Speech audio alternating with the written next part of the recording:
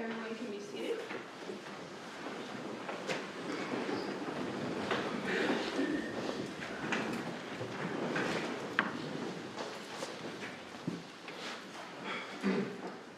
State may call next witness. Thank you, Your Honor. At this time, the state would call Dr. Michele Catellier to the stand. Step forward, please. Raise your right hand. Do you solemnly swear the testimony you're about to give is true and correct, so help you God? Have a seat in the witness chair.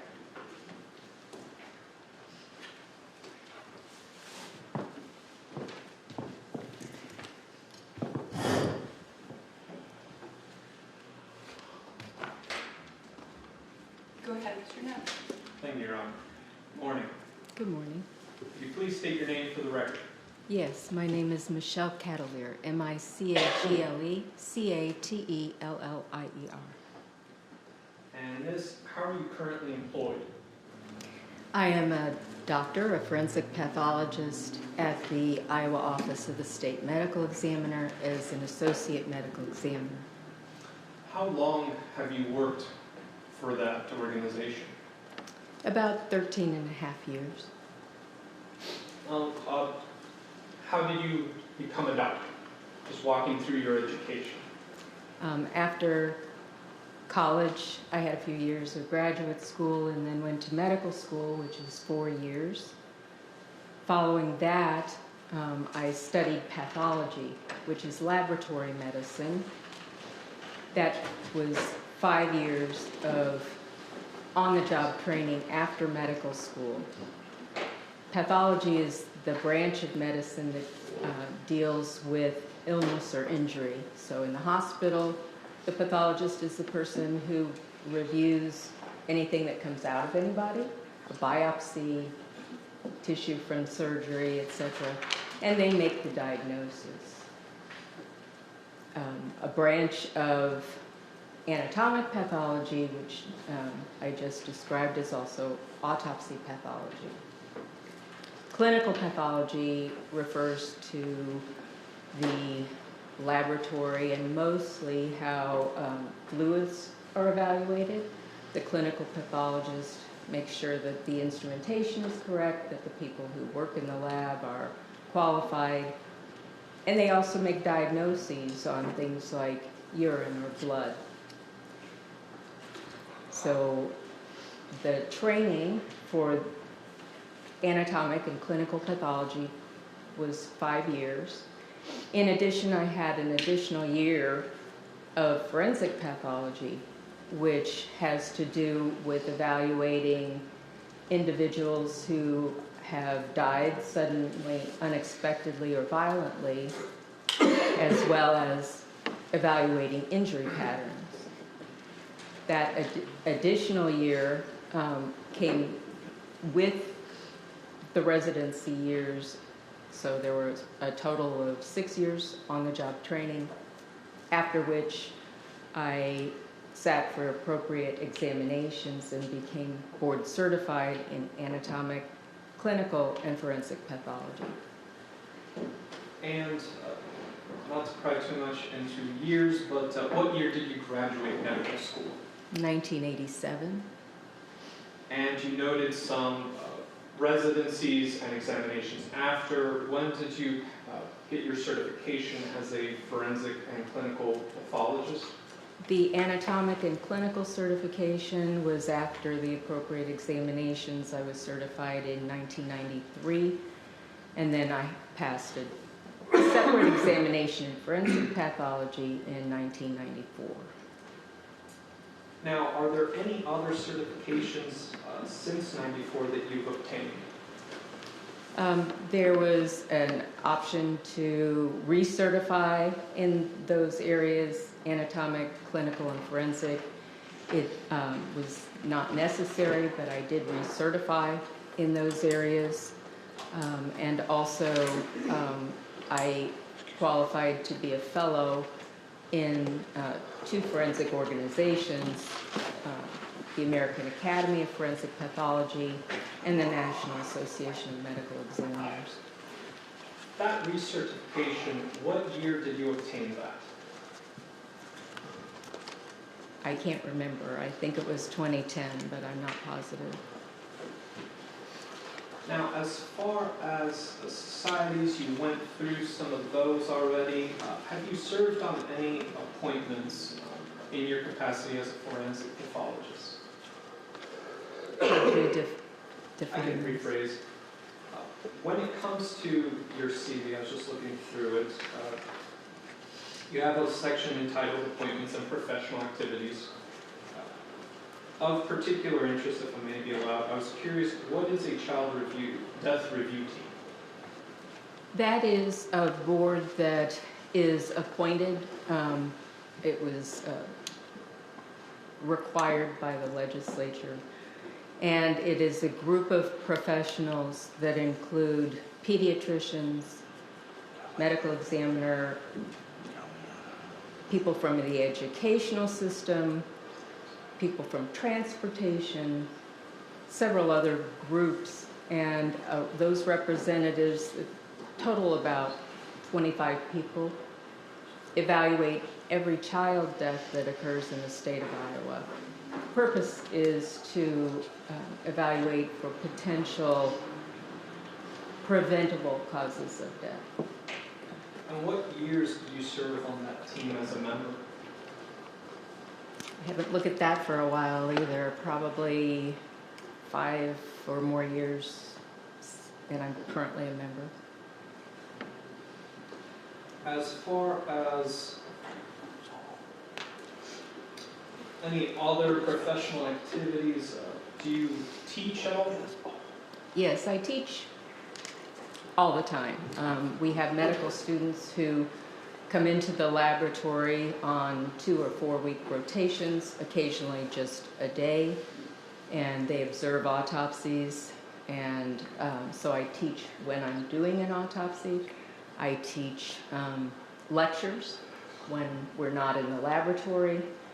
And then I've also spoken numerous times in the community, places that ranged from groups of emergency room doctors to individuals involved in various kinds of death throughout the state, training medical examiners in each county, and wherever I'm asked to speak.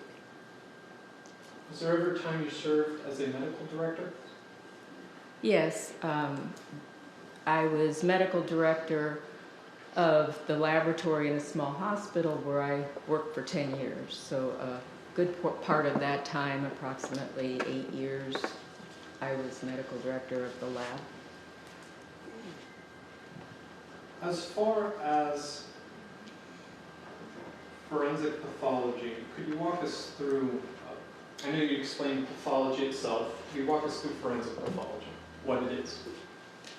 Well, forensic pathology is an area that involves evaluating injuries or deaths as it may be relevant to the public interest. Often that includes deaths that are sudden, unexpected, violent, or unexplained. And those are in order to collect evidence, to document the conditions of death, both by measurement as well as photography, diagrams, and the spoken word. It's also important for identification purposes in some individuals and interpretation of injuries. So ultimately, a forensic pathologist establishes the cause of death and the manner of death and interprets injuries. And all of that is combined with laboratory information, consultants' reports, medical history, scene investigation, any information that would be relevant to the case, and then subsequently an autopsy report is generated, and if necessary, the forensic pathologist also testifies. As far as autopsies, and I appreciate that this may not be subject to too much specificity, how long have you been conducting autopsies in your career? Well, essentially, before I went to medical school, or before I graduated from medical school. So during medical school, I visited the coroner's office in Indiana where I trained and performed some autopsies at that time. As a resident in pathology, in my on-the-job training, we had many months of autopsy work. During my fellowship in forensic pathology, I did autopsies every day, essentially, approximately 200 and some in that year. And then when I worked in the hospital, occasionally there would be a necessity to do autopsies on patients who had died. And then in my role as a forensic pathologist, I spend essentially most of my time either performing autopsies, preparing the reports, or teaching about the work. Have you ever served as a qualified expert in forensic pathology? Yes. Have you done so when testifying in court? Yes. Your Honor, at this time, I would just tender the witness as an expert in forensic pathology. No objection, Your Honor. This witness is recognized as an expert by the court in her field. Dr. Catellier, as far as pediatric and asphyxial deaths, have you ever spoken about that subject? Yes. And have you ever given presentations on that subject? Yes. As far as pediatric, what does that mean in the context of a death in forensic pathology? Well, by definition, a pediatric death is anyone who dies that's 18 years or younger. That being said, some of the older teens have characteristics more like adults. And so when we talk about pediatric deaths for teaching purposes, we're usually talking about people who are about 13 years or younger, but it varies. As far as the cases you examine for autopsies, is there an age range you tend to focus on, or what can you tell us about what you experience in your day-to-day as a forensic pathologist carrying out autopsies? Well, each forensic pathologist in our office, in the Iowa office of the state medical examiner, and there are 4 pathologists, we each take call, and on our call day, we perform autopsies. Generally, most often 2 to 4 cases a day, and we work with whatever case is there that day. So we don't pick and choose the types of cases that we do. I think I have an interest in pediatric cases, but we don't select any cases out for one pathologist. And when you receive a person for the purpose of autopsy, could you walk us through essentially the procedure of how you begin carrying out your duties as a forensic pathologist?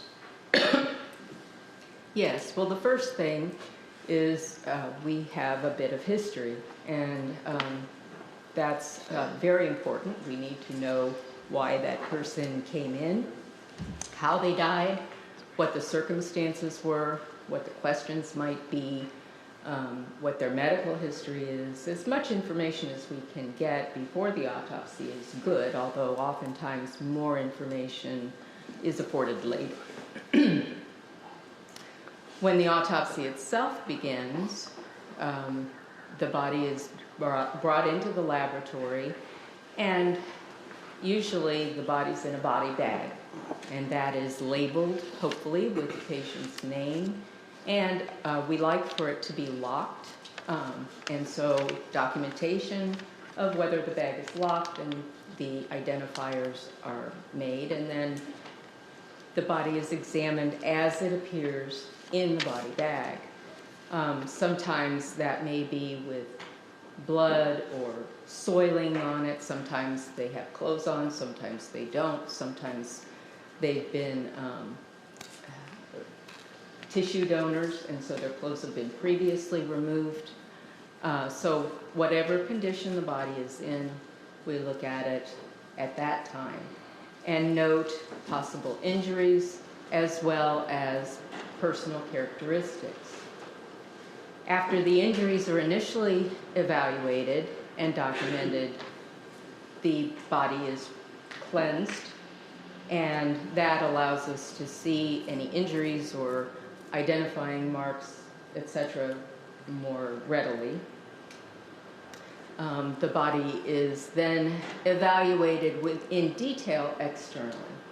So things like eye color and hair color are evaluated, identifying marks, and also injuries. And those injuries are recorded both by photography and diagram and evaluated. And then also, at some point, depending upon the case, when it's most appropriate, evidence is collected. And some cases don't require additional evidence, but some require quite a lot. We take fingernail clippings for people who may have been involved in any kind of physical altercation that we're aware of. We take pulled head hair and sometimes other samples for DNA analysis. We collect things that might be appropriate for a case, such as paint chips or other kinds of trace evidence. Sometimes we have to do a sexual assault kit, as it is done in live people. And so all of the evidence that we see and feel is appropriate on the external body is collected. When all of the external examination is done, or during the course of that, sometimes additional studies are required before the autopsy commences, such as x-rays. Following all that, an internal examination is begun, and that includes the contents of the head, the neck, the chest, and the abdomen, although essentially any part of the body that is relevant to that case can be examined. For instance, sometimes bones have to be sampled if there are fractures. Sometimes we have to look for a bullet wherever it lands. Sometimes we take the spinal cord and the back or the back of the neck is examined. So each case is examined based on the history as we know it and the differential diagnosis, just like any doctor would examine a person on the outside and then determine from the history and the physical findings what further tests might be necessary. Now, it sounds, you've kind of already noted this, but just to kind of take away some of the part in, but medicalese, I guess. When you receive a body for the purposes of autopsy, do you do every test available to you? No. And you were, I think, explaining why that was. Why is that? Well, again, just like any doctor, we evaluate the history and the physical findings and then determine what tests are necessary.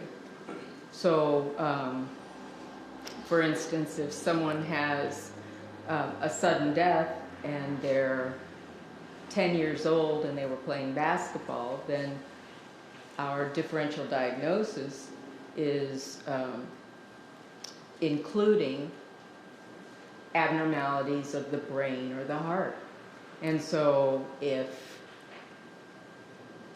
the autopsy appears to be normal, then we might ask for specialists to look at those organs in order to help the family understand what happened to their child.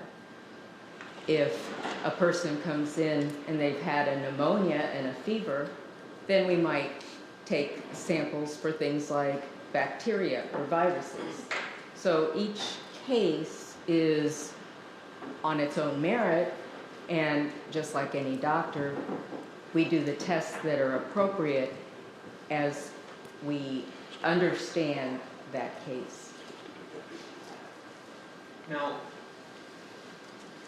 do you remember coming into contact with a child named Cloe Chandler who you did an autopsy of? Yes. Do you remember how you were assigned to that case? I would have just been the pathologist on call for that day when Chloe came up for autopsy. Do you remember what day you carried out the autopsy of Chloe? I believe it was July 23rd. Let me just check that.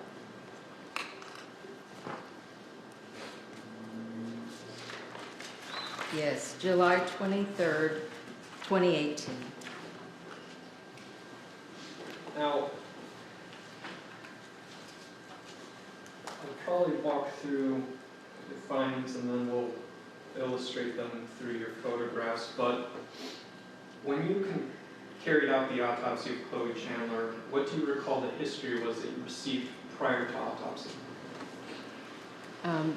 The medical examiner sent us a report that this was a 5-year-old child who was found suspended or hanged in her closet where she had apparently been playing.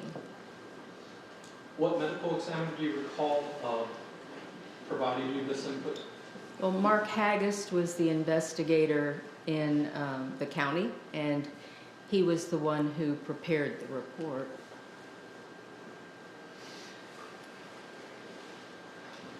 Now, was there anyone else present at the carrying out of your autopsy? Yes. Who was present?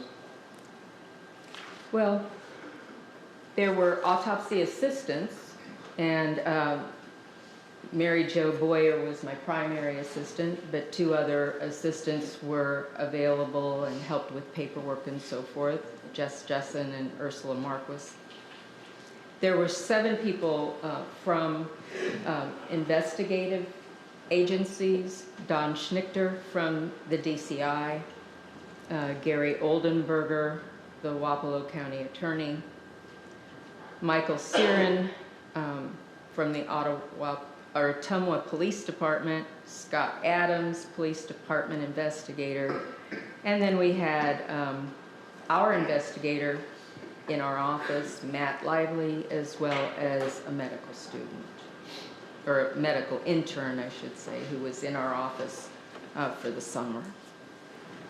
Now, while you conducted this autopsy, was there any other discussion, or pardon, I'll retract that question. How did you proceed in beginning your autopsy of Cloe Chandler? Well, when a small child dies, we almost invariably do x-rays, and that was done prior to autopsy. And I discussed a bit about what was understood about the case with the investigators who had been in the county, and then proceeded with collection of evidence and documentation of the external findings. Why are x-rays usually done with a child of that age?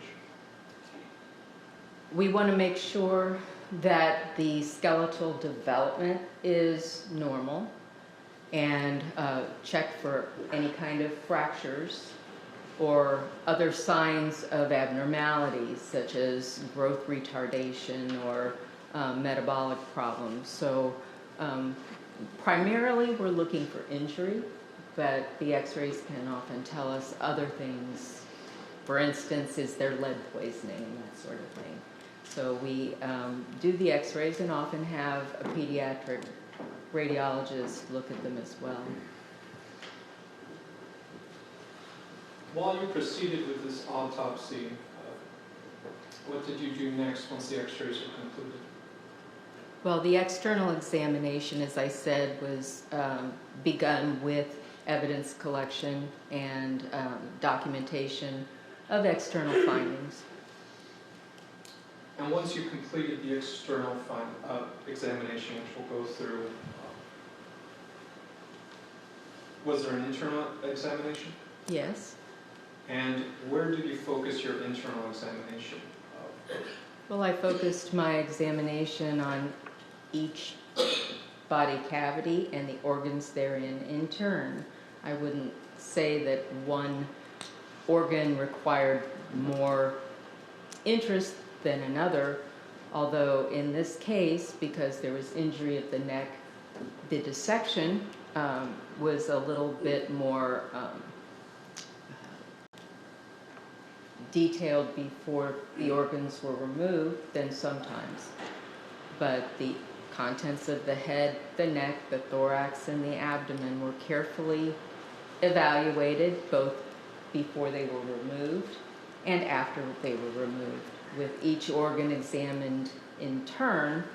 That being said, the heart was not present because Chloe was a tissue donor, and a cardiac pathologist actually did that examination. And although I saw the brain and spinal cord from the outside, those organs were sent to a specialist as well. Now you mentioned that some organs were removed by a separate pathologist. When you initiated your autopsy, did you have their report to inform your history? No, the organs were not removed by another pathologist. Rather, since Chloe was a heart donor, her heart was removed by individuals trained in that by the Iowa Donor Network. And so they removed the heart and they used the valves for individuals who need a valve transplant, if you will. But the majority of the heart is intact, and that's sent to a cardiac pathologist, a specialist who actually happens to be a forensic pathologist as well. And they evaluated the heart. They're from Minneapolis, and so they look at the heart in detail and then send us their report.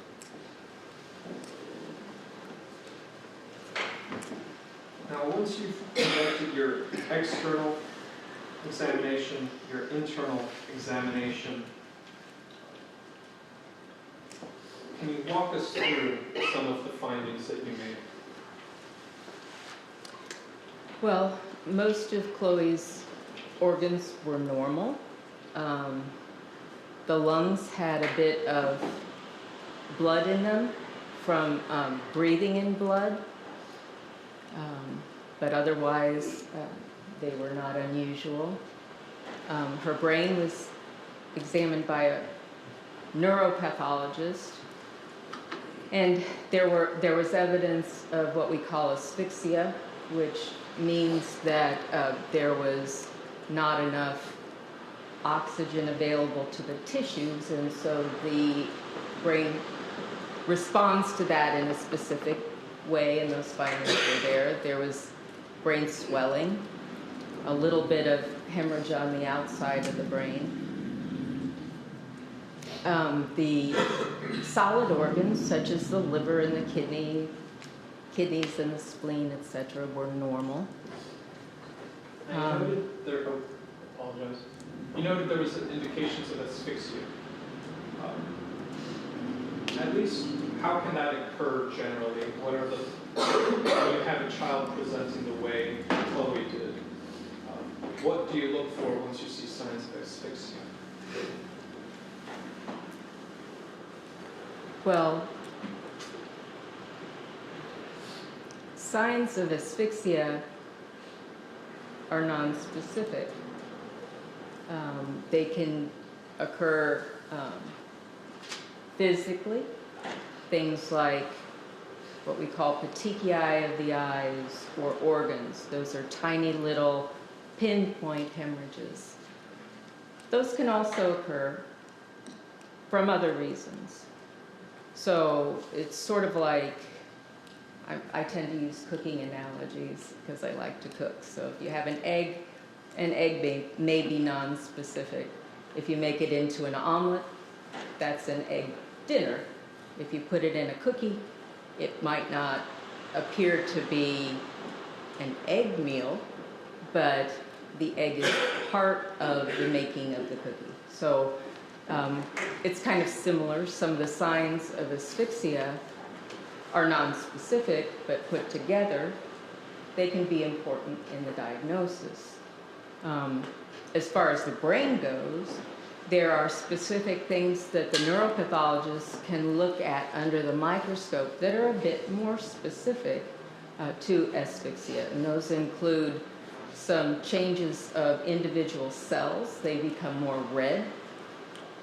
And some special stains are there if there's asphyxia, but not there if there's not. So there are various signs.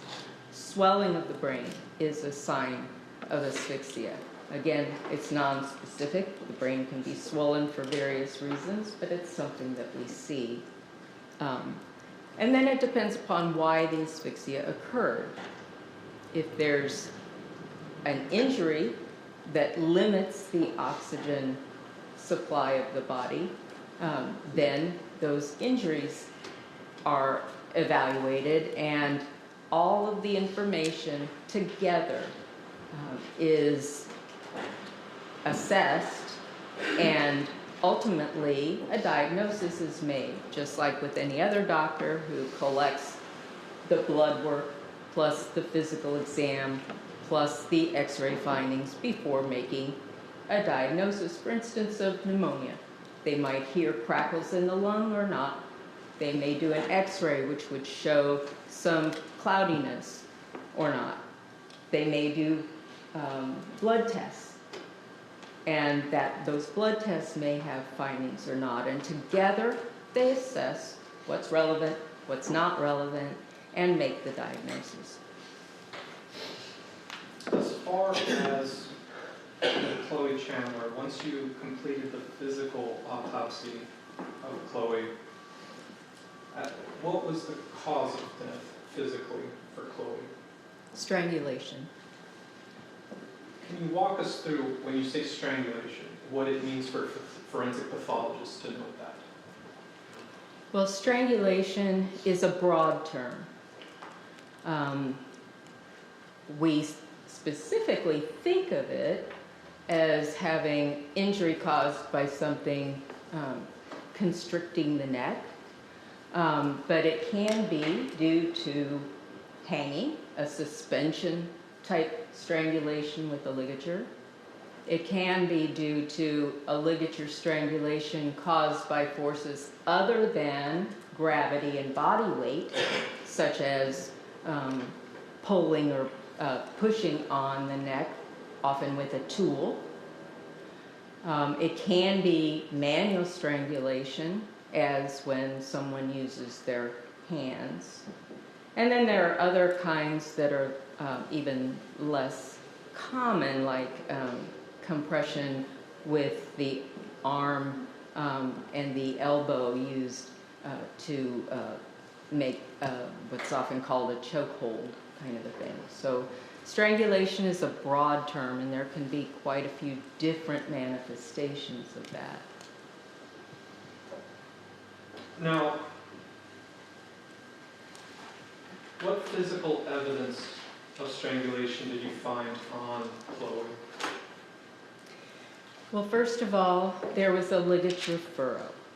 A furrow is what we call a patterned injury that's on the neck in terms of strangulation, and that reflects the presence of an object that caused constriction of the neck, most often some kind of ligature. That is actually an abrasion, often combined with a contusion, and sometimes just pressure marks. So that ligature mark is one of the signs. that may or may not be there. Internally, we look at hemorrhage, which is essentially a bruise, and the bruise can occur at many layers of the neck. Sometimes it's not there at all. A good part of hangings, the hanging deaths we see, do not have any injuries in the neck whatsoever. And that has to do with the completeness of the constriction and the location of the ligature. But there may or may not be that injury in the neck. Further in the neck, deeper, are hard structures. The Adam's apple is actually a piece of cartilage. It's shaped like a shield, and it's part of the larynx where the vocal cords are on the inside. That cartilage can be fractured. In older people, it actually turns, at least partially, to bone oftentimes, and that makes it easier to fracture if a person's older. There's also a horseshoe-shaped bone above that Adam's apple area, kind of way under the chin, which is called the hyoid bone. Muscles that control the tongue and the swallowing structures and so forth connect to it, and sometimes that can be fractured. Rarely, even deeper structures can be fractured, like the vertebral column, the spine that lies behind all those laryngeal structures. And also very rarely, sometimes muscles in the back of the neck can be injured. I talked about the fractures. Oftentimes there are no fractures in the front of the neck, but there are layers of muscles there. And those muscles may have injury as well. Sometimes they're very subtle, and sometimes not so subtle. Your The Honor, tongue, I'm sorry. Your Honor, to help walk through this portion of the testimony, the state is going to wish to present State's Exhibit 52B through 82. I believe there's already been a stipulation on these. That's correct, Your Honor. State's Exhibits 52B through 82 are received. Thank you, Your Honor. Permission to publish. Permission granted.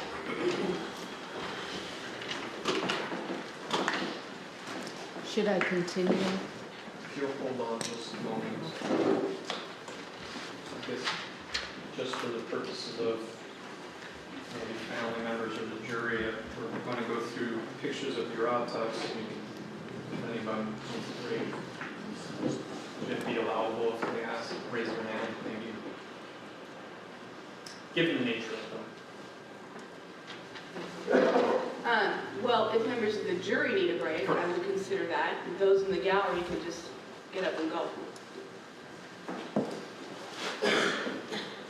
I want to present you with State's Exhibit 55B. Could you describe what we see here? This is a diagram of the inside of the neck.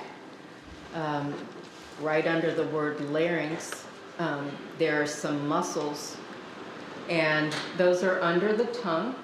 You can feel them if you just press under the tongue.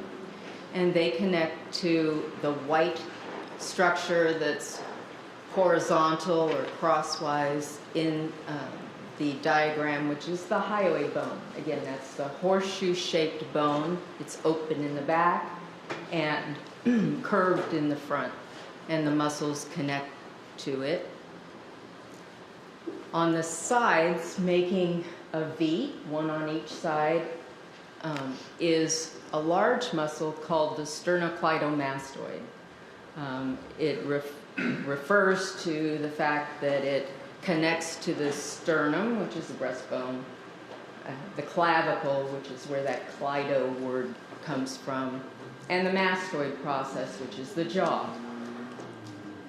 That is the big muscle that you can see in an individual when they turn their head. and that you can feel in your own neck quite readily. There's one of those on each side. Next to those muscles and also underneath them are what we call the strap muscles.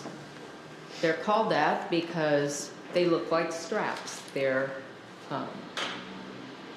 belt-like in that they're long, and then they have a relatively shorter width, and they're pretty thin.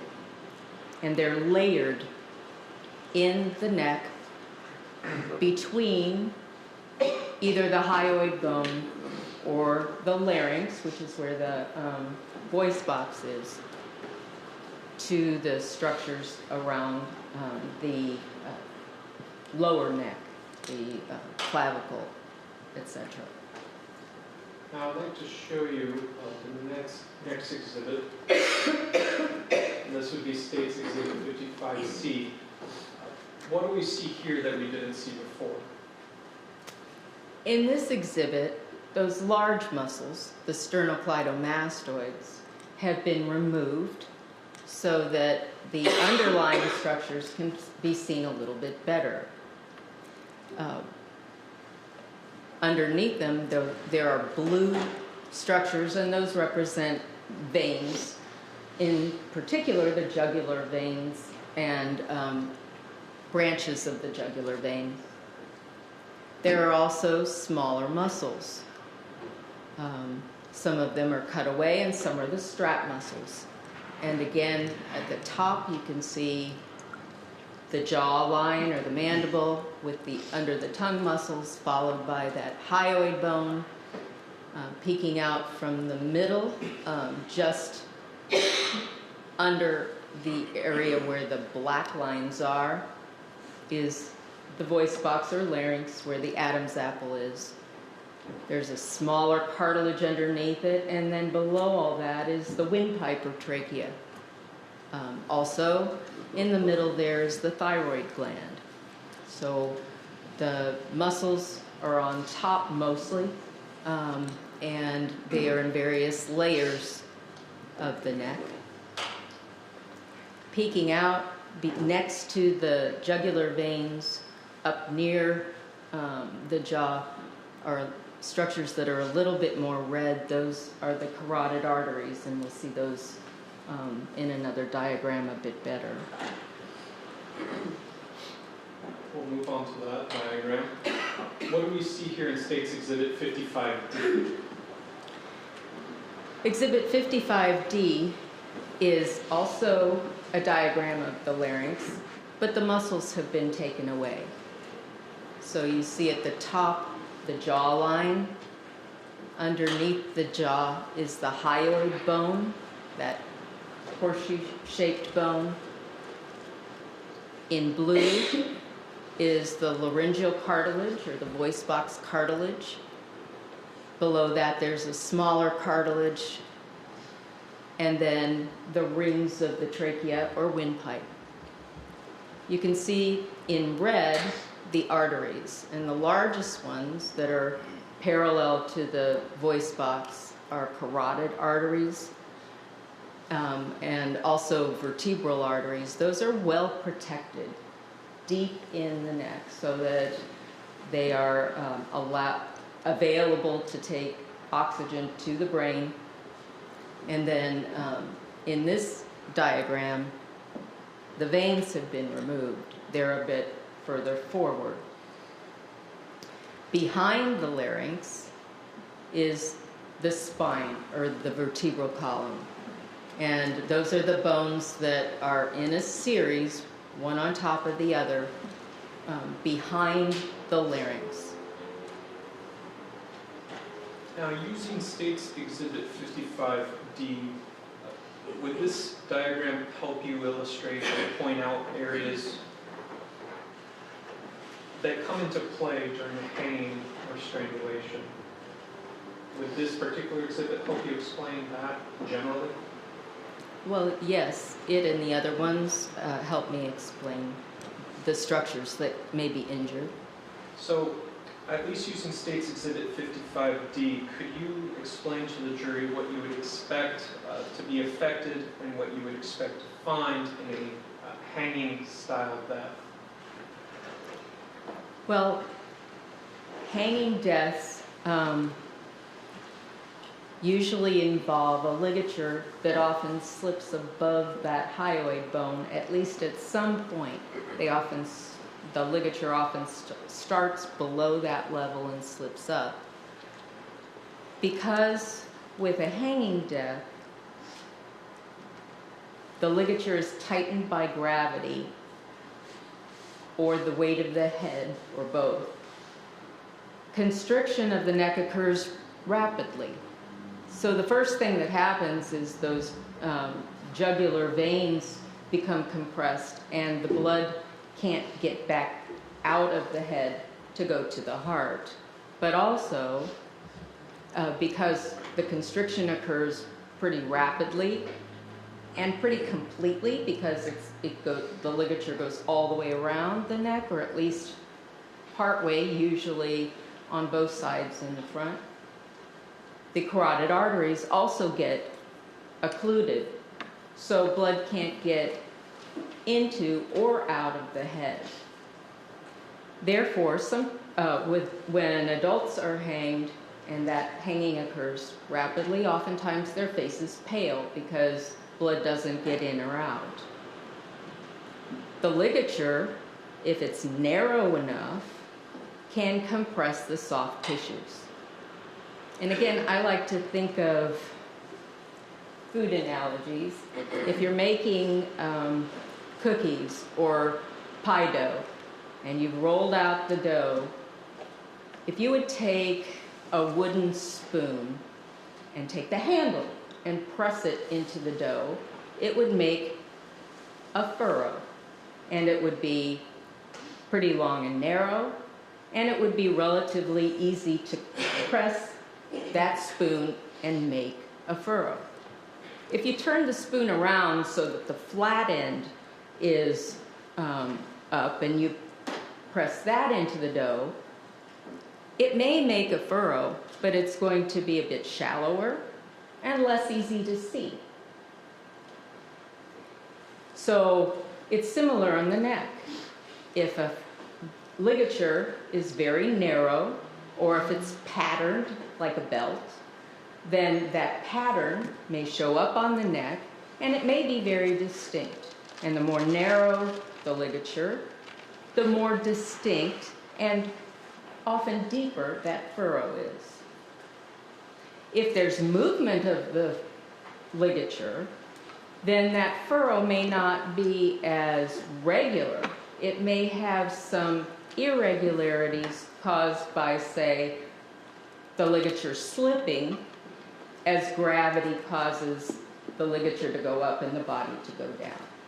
So it varies what we'll see.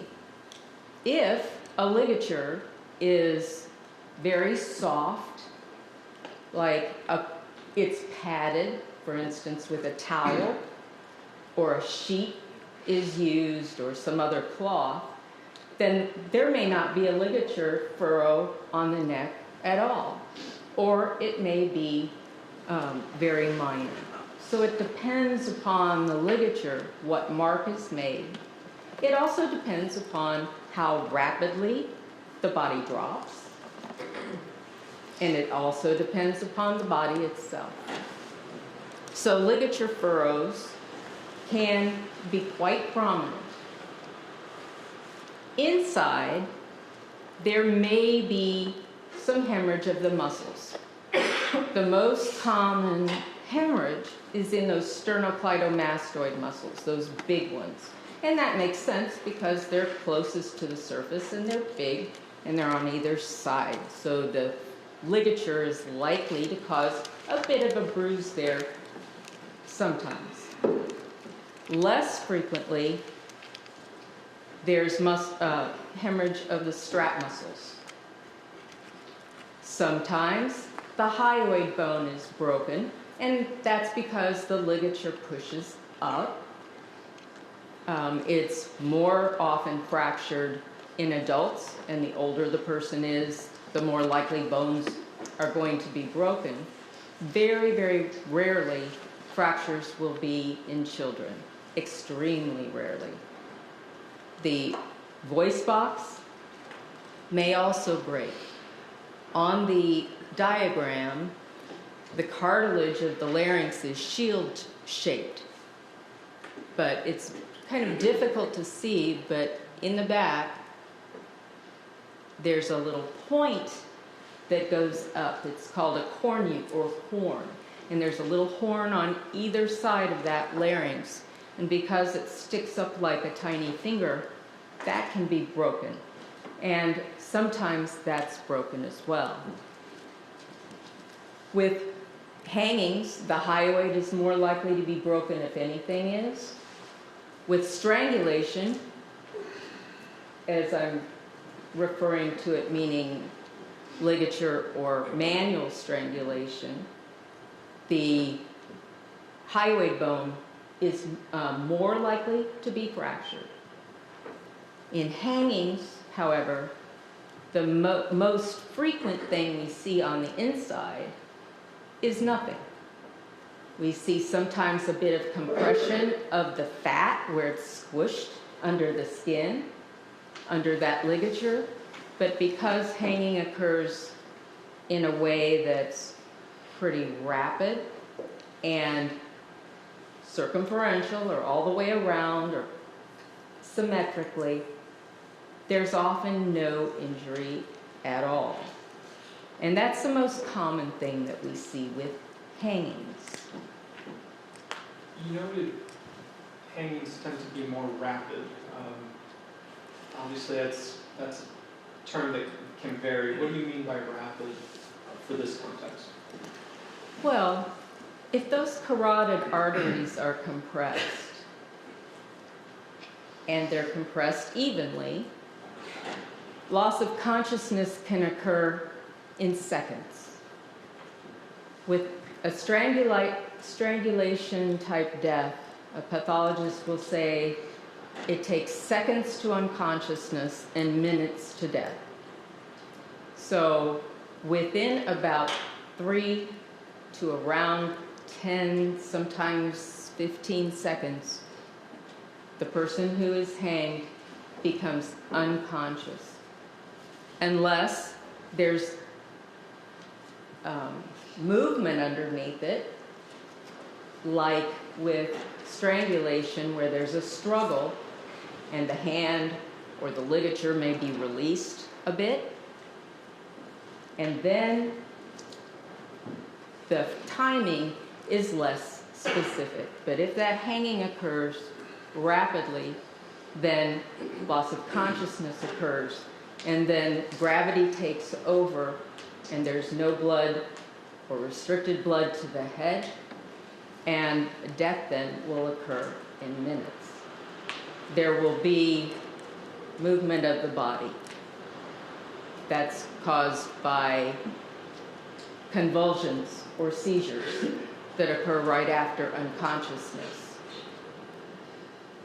After the seizures, the body has what's called posturing, and that's what neurologists call movements that are not controlled by the thinking part of the brain, but movements that are reflective of the fact that the thinking part of the brain is no longer directing movements.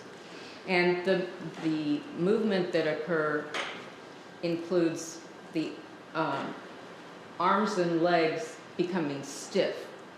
In one kind of posturing called decorticate, the arms tend to curl under. In another kind, they tend to curl forward with the fists turning outward. The legs also have that movement.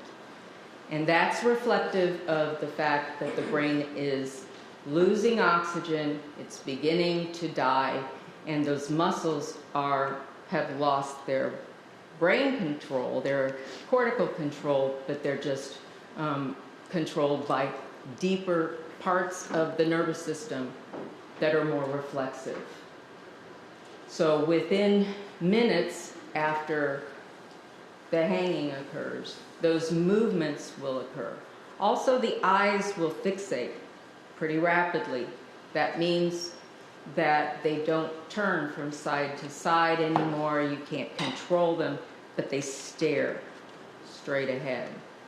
The way we learned this is that in the digital age, some people have hanged themselves in suicide and they've recorded themselves on video.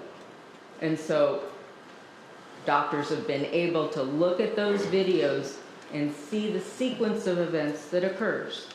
So in hanging, there will be loss of consciousness in about 3 to 15 seconds, followed by seizures, where the body moves pretty violently back and forward like any epileptic seizure. After that, there's this posturing that occurs with the muscles that get stiff and move in a particular way. And early on, the eyes fixate, they can't move. Also, then the body goes limp. But some breathing occurs for a while, for about 2 minutes. And eventually the muscles go limp. They'll twitch a while sometimes, but after about 4 minutes, the movement stops. Now, that also depends upon whether the ligature is complete or whether it's partial, because those times will vary depending upon the weight of the person, the type of ligature, etc. But these are general statements about hangings. Your Honor, given the time, we do expect to get into the specifics now that a lot of the explanation is done. Would it be a good time to take a break now? We can certainly take our lunch break now. So members of the jury, please remember all the prior admonitions. Keep an open mind. Don't talk to anyone about this case. Whoever you might be having lunch with, do not speak with them about this case. Pay no attention to any media accounts. Do no investigation. We'll see you back in the jury room by 5:01.